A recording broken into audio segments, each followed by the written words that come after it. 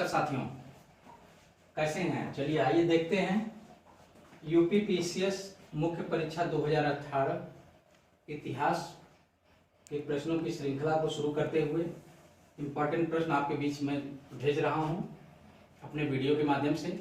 निश्चित रूप से यह प्रश्न उन ऑप्शनल वाले छात्रों के लिए और जीएस वाले दोनों छात्रों के लिए महत्वपूर्ण है और ये इम्पोर्टेंट है, इसको मार्क कर लीजिएगा। प्रथम शताब्दी ईस्वी तक बौद्ध धर्म के विकास के कारणों का उल्लेख कीजिए। यह प्रश्न बहुत ही महत्वपूर्ण है साथियों। आप जानते हैं कि बौद्ध धर्म का उदय कब होता है? तो बौद्ध धर्म का उदय होता है 6ठी शताब्दी ईसा पूर्व में, यानी 6th सेंचुरी बीसी में बौद्ध धर्म का उदय होता है। और प्रश्नानुसार प्रथम शताब्दी ईस्वी तक इसके विकास को हमें दिखाना है, तो हम करेंगे क्या, 6ठी शताब्दी ईसा पूर्व से लेकर के और 100 ईस्वी तक बौद्ध धर्म में क्या क्या क्रियाकलाप हुए, बौद्ध धर्म के विकास से संबंधित क्या क्या क्रियाकलाप हुए हैं, इस विषय पर हम लोग दृष्टिपात करते हैं। आइए देखते हैं। तो इसको कई पॉइंटों में करते हैं। देखिए, पहली बात तो यह है कि प्रश्न को लिखते समय आप सावधानी बरतिएगा। प्रश्नों को पहले प्रश्नानुसार उसको तोड़ लीजिएगा और प्रश्न को तोड़ने के बाद पॉइंट वाइज जितने पॉइंट उसमें बन सकते हैं उसको आप देंगे तो निस्संदेह आपको बहुत ही अच्छा नंबर मिलेगा। तो पहला पॉइंट इसमें बन रहा है बुद्ध का आकर्षक व्यक्तित्व। यानी पहला पॉइंट बनता है बुद्ध का आकर्षक व्यक्तित्व। इस पर अगर हम चर्चा करते हैं तो हम देख रहे हैं कि बुद्ध एक राजा के लड़के थे और राजा बनना भी निश्चित था। इसके बावजूद भी उन्होंने संसार में दुखों को देख करके और अपना घर त्याग दिया और गृह त्याग के बाद जो बोधगया में उन्होंने ज्ञान प्राप्त किया, उस ज्ञान को न केवल अपने तक ही सीमित रखा बल्कि उसके प्रचार के लिए, लोगों के कल्याण के लिए लगा दिया और डोर टू डोर जा करके और लोगों के बीच प्रचार किया, जिसके उनके इस व्यक्तित्व को लोगों ने अपने सराखों पर बिठा लिया। नंबर 1 बात, बौद्ध धर्म के विकास में बहुत बड़ी भूमिका निभाया बुद्ध का आकर्षक व्यक्तित्व। दूसरा जो पॉइंट बौद्ध धर्म के विकास में महत्वपूर्ण भूमिका निभाता है वह है कि बुद्ध का गणतंत्रीय व्यवस्थाओं में पैदा होना। ये भी एक बहुत महत्वपूर्ण योगदान कारक है कि बुद्ध का गणतंत्रीय व्यवस्थाओं में पैदा होना, क्योंकि बुद्ध गणतंत्रीय व्यवस्थाओं में क्या होता था, यहाँ पे विचार और अभिव्यक्ति की स्वतंत्रता थी। यानी विचार अभिव्यक्ति की स्वतंत्रता थी, यानी राजतंत्रों की तरह ये नहीं था कि एक राजा और एक नीति थी। यहाँ जो व्यक्ति विचार देता था उसके विचारों का कद्र किया जाता था। और बुद्ध ने अपना विचार दिया और विचारों को इनको सराहा गया। ये बहुत इंपॉर्टेंट बात है। दूसरी जो सबसे महत्वपूर्ण बात है वह तीसरी ये है आपका कि वैदिक रूढ़िवादी मान्यताएं। वैदिक रूढ़िवादी मान्यताएं, वैदिक काल की कुछ ऐसी रूढ़िवादी मान्यताएं थी जिससे लोग ऊब चुके थे, लोगों का ध्यान उठ चुका था। जैसे इसमें क्या किया जाता था कि यज्ञ पर बल दिया जाता था और यज्ञ कराना इस समय व्यक्ति के जीवन का साधन न होकर के साध्य हो गया था। साधन न होकर के साध्य हो गया था, माने किसी भी समस्या का समाधान यज्ञ से हो रहा था। यानी इहलौकिक शक्ति के स्थान पर पारलौकिक शक्तियों पर ज्यादा बल दिया जाता था। स्वर्ग से संबंधित बात होने लगी थी, मोक्ष से संबंधित बात होने लगी थी, आत्मा से संबंधित बात होने लगी थी।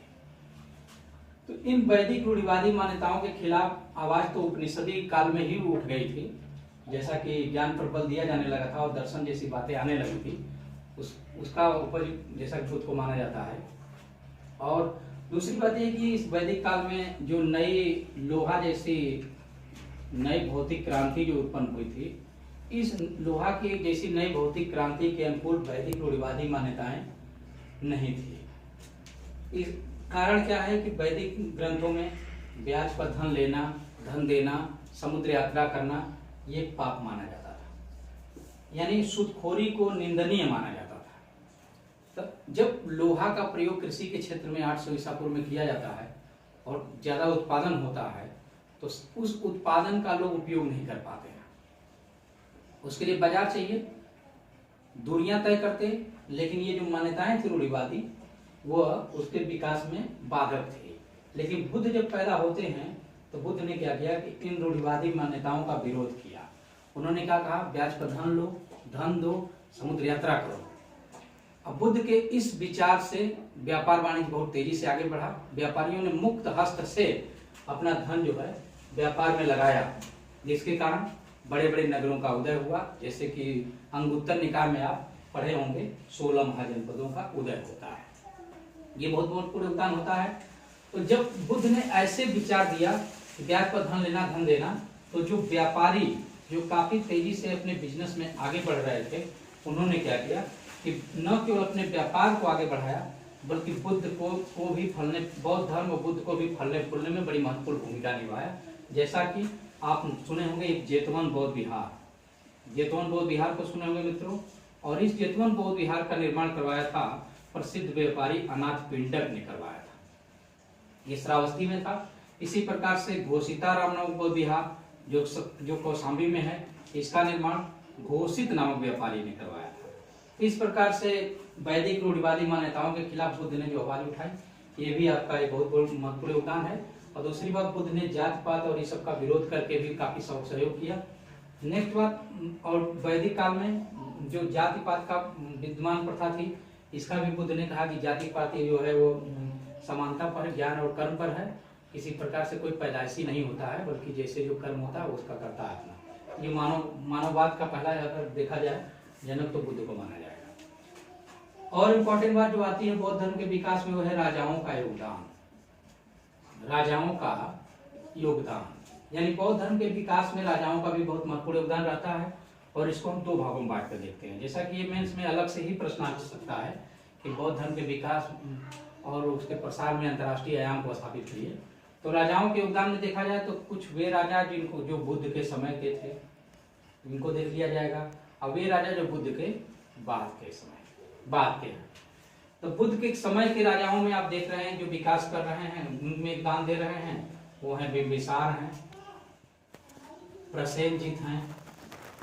प्रसेनजित हैं, उदयन हैं, और इसी प्रकार से अन्य राजा भी हैं। जो अजातशत्रु को भी लिया जा सकता है, जो कि समय में भी अंतिम समय में भी हैं और बाद में हैं।